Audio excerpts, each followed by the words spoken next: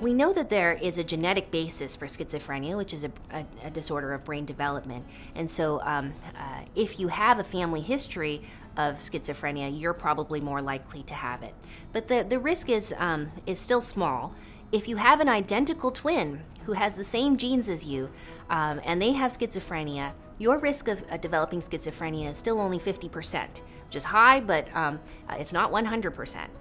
And if you have a parent or a sibling who has schizophrenia, your risk is more like 10%.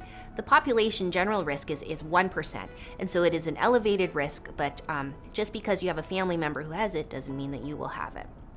So there's the genetics, and we don't know which genes are involved in schizophrenia. It's probably multiple genes, but we do have a few candidate genes that we're focusing on in the research.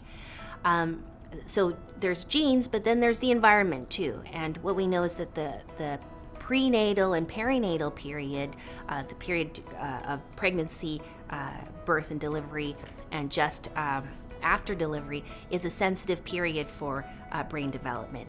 And so there has been associations between maternal malnutrition, exposure to toxins and viruses, and maternal bleeding during pregnancy, as well as low birth weight. Those things have been associated with the development of schizophrenia later on in life.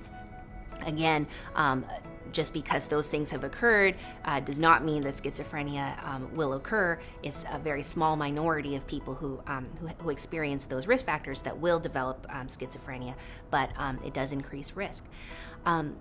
Factors during childhood, adolescence, and adulthood, early adulthood that may be implicated include traumatic or very stressful life circumstances. So, child abuse, and then hardships throughout early life contribute to the development of schizophrenia.